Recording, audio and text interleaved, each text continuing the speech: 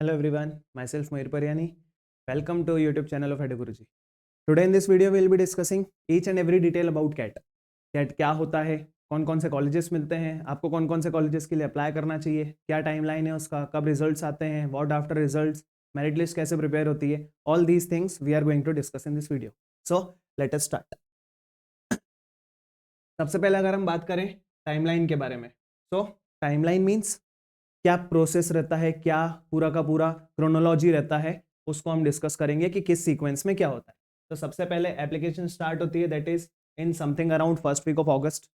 Application end होती है second to third week of September. Tentatively 5 to 6 days हमेशा बढ़ती है, बट हम उस पर रिलाई नहीं करते हैं कि अगर नहीं बढ़े तो क्या कर सकेंगे. Next is admit card release होते हैं फर्स्ट वीक ऑफ नवंबर में. कैट का जो डेट है वो हर बार अलग अलग भी हो सकता है, कई बार सेम भी हो जाता है, but that is always on last Sunday of November. Sunday जो भी आएगा नवंबर का लास्ट, जैसे अगर 2024 की बात करें तो it was on 24th of November because वो लास्ट संडे था नवंबर का. आगे बात करें आंसर की दो फॉर्म्स में आती है, एक प्रोविजनल आती है, एक फाइनल आती है. इसके बारे में भी हम आगे इस वीडियो में डिस्कस करेंगे. फाइनल कैट रिजल्ट आ जाता है दिसंबर के लास्ट वीक में.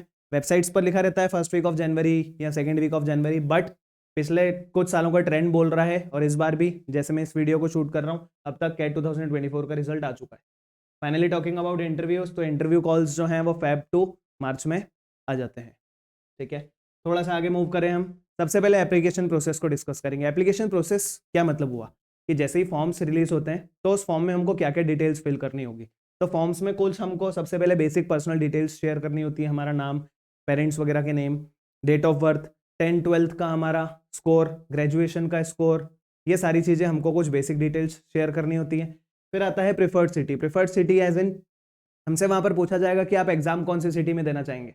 5 to 6 हमारे चॉइसेस लिए जाएंगे, बट आप 5 to 6 चॉइसेस को थोड़ा सा स्मार्टली फिल करें, बिकॉज जनरली ऐसा देखा गया है कि आपका फर्स्ट चॉइस या सेकंड चॉइस आपको मिल ही जाता है, बट फिर भी कोशिश करके उसको इसी फॉर्म में भरें कि हमको एज क्लोज एज पॉसिबल या एज कन्वीनियंट एज पॉसिबल हमको हमारा सेंटर मिल जाए.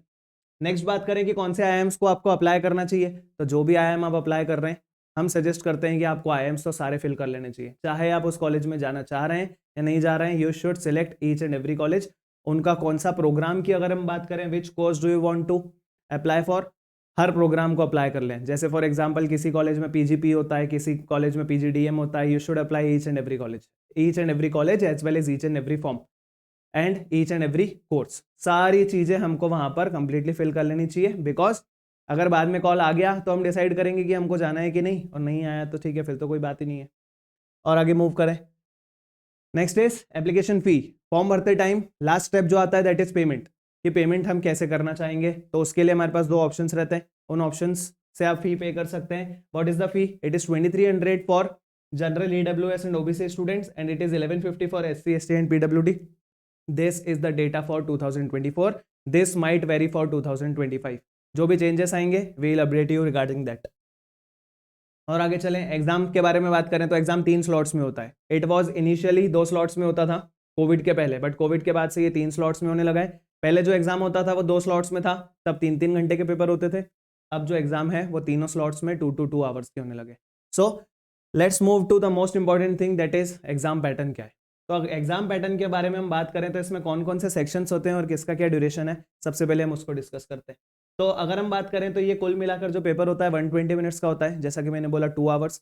यहाँ पर बाकी एग्जाम से अलग एक चीज बहुत इंपॉर्टेंटली चलती है कि यहाँ पर सेक्शन टाइम आउट होता है. Section time out as in सबसे पहले अगर हम बात करें तो verbal ability and reading comprehension वाला सेक्शन आता है एग्जाम में, जो कि 40 मिनट्स का होता है. 40 मिनट्स मीन्स 40 मिनट्स ही मिलेंगे. अगर आप 40 मिनट्स से पहले उस पर्टिकुलर सेक्शन को एंड करते हो और आप चाह रहे हो कि आप सेकंड सेक्शन पे मूव कर पाओ, नहीं, आप नहीं कर सकते हो. इवन अगर आपका 40 मिनट्स में पेपर वो पर्टिकुलर सेक्शन सॉल्व नहीं हुआ तो आपको खुद ही खुद सिस्टम इस तरीके से वहां पर जनरेटेड रहता है कि आपको खुद ही वो सेकेंड सेक्शन पे ले जाएगा और तब आप वापस से फर्स्ट सेक्शन पर नहीं आ पाओगे. That means there is complete section time out of 40 minutes. That means you have to solve whatever being asked in VARC in 40 minutes only. Next section जो हमको एग्जाम में मिलता है that is logical reasoning and data interpretation. It is also having exactly 40 minutes. And finally third section is quantitative aptitude which is also having 40 minutes. So 3 sections are there for 40 minutes each. That means total 120 minutes का ये exam होता है. यहाँ पर section time out के साथ section cut off भी होते हैं. कि हमको हर आयाम अपना अपना रिलीज करते हैं, कि हमको तीनों सेक्शंस में कुछ इंडिविजुअल कट ऑफ भी क्लियर करना होता है एंड ओवरऑल कट ऑफ भी क्लियर करना होता है। उसके बारे में हम आगे डिस्कस करेंगे। क्वेश्चंस के बारे में बात करें कि किस टाइप के क्वेश्चंस मिलते हैं, तो हमको दोनों फॉर्म के क्वेश्चंस मिलते हैं, एमसीक्यूज भी मिलते हैं और टीटा क्वेश्चंस भी मिलते हैं। MCQs means there will be 4 options, you have to select one out of those 4। TITA questions की बात करें तो टीटा का मतलब होता है type in the answer, that means there is a block, वहां पर एक ब्लॉक रहता है, उस ब्लॉक में आपको आपका आंसर टाइप करना होता है and those answers are mainly integers और we can say sometimes it is whole number. वहां पर कुछ ऐसा x 1/x या डेसिमल फ्रैक्शन इस तरीके के आंसर्स नहीं आते, ठीक है। तो दीज आर टीटा क्वेश्चंस। ये टीटा क्वेश्चंस का और एमसीक्यू के बीच में क्या डिफरेंस है, इसको भी हम आगे डिस्कस करेंगे। टोटल नंबर ऑफ क्वेश्चंस की बात करें तो क्वांटिटेटिव एबिलिटी में जब से ये पैटर्न चेंज हुआ है पिछले 4 साल से, तो 22 क्वेश्चन ही आ रहे हैं। Verbal ability and reading comprehension की बात करें तो 24 क्वेश्चन है उसमें, जिसमें 16 आरसीज रहते हैं और 8 वर्बल एबिलिटी के क्वेश्चन रहते हैं।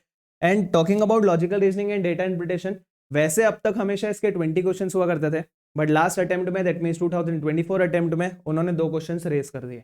That means initially total number of question 66 होते थे, बट लास्ट ईयर मीन्स 2024 वाले अटेम्प्ट में उन्होंने टोटल नंबर ऑफ क्वेश्चन जो है वो 68 कर दिए। मार्किंग स्कीम की बात करें तो हर करेक्ट आंसर का हमको 3 मार्क्स मिलता है, हर इनकरेक्ट आंसर का -1 मिलता है, बट इनकरेक्ट आंसर का -1 सिर्फ उसी केस में मिलता है जो एमसीक्यू क्वेश्चन है। अगर वो टीटा क्वेश्चन है, टीटा क्वेश्चन में आप अगर गलत भी करोगे तो there is no negative marking, so there is 0 for every unattempted and every incorrect, there it should be TITA question, incorrect TITA question. कोई भी इनकरेक्ट टीटा क्वेश्चन भी अगर हम कर रहे हैं ना, मतलब विदाउट ऑप्शन वाले जितने भी क्वेश्चंस हैं उसमें अगर हमने कुछ गलती भी करी तो there is no negative marking. लेकिन एमसीक्यू वाले क्वेश्चंस में अगर हम कुछ गलत कर रहे हैं तो वहां पर नेगेटिव मार्किंग होगी, हमको 1 मार्क्स का लॉस होगा वहां पर। टोटल मार्क्स की बात करें तो इट वॉज इनिशियली 198, बट अब 2 क्वेश्चन बढ़ गए, दैट मीन 6 मार्क्स बढ़ गए, तो अब 198 की जगह 204 का होने लगा। और आगे हम बात करें कैट के बाद, क्या कैट का एग्जाम हो गया, विद इन 8 to 10 डेज सबसे पहले एक प्रोविजनल आंसर की रिलीज होती है। प्रोविजनल आंसर की में क्या क्या आता है, करेक्ट आंसर क्या है और कैंडिडेट रिस्पॉन्स क्या है, ये चीज हमको एज इट इज वहां पर देखने को मिल जाती है। उसको प्रोविजनल क्यों बोलते हैं, बिकॉज प्रोविजनल आंसर की के आते ही ऑब्जेक्शन विंडो खुल जाता है। ऑब्जेक्शन विंडो में आपको 2 से 3 दिन का टाइम मिलता है, उन 2 से 3 दिन में अगर आपको किसी भी क्वेश्चन में ऐसा लग रहा है कि आपका आंसर सही है, उन्होंने जो आंसर दिया है वो गलत है, तो आप ऑब्जेक्ट कर सकते हो। आपका ऑब्जेक्शन विंडो एंड होने के बाद जो फाइनल आंसर की आती है, अगर ऐसा होता है कि कुछ जो भी आपने चैलेंज करा था अगर वो चैलेंज उनको जस्टिफाइड लगा तो वहां पर चेंजेस करेंगे। ऑल्दो कैट जैसे एग्जाम में तो ऐसा ऑलमोस्ट नेग्लिजिबल है कि इस तरीके के चेंजेस हों। 99% ऑफ द केसेस में इट इज द सेम कि प्रोविजनल आंसर की जो आती है वही फाइनल आंसर की भी आती है, बिकॉज वो हमेशा काफी सारे टेस्टिंग, काफी सारे हिट एंड ट्रायल्स के बाद ही फाइनल आंसर की रिलीज करते हैं। इवन प्रोविजनल आंसर की भी काफी सारे टेस्टिंग्स के बाद रिलीज होती है।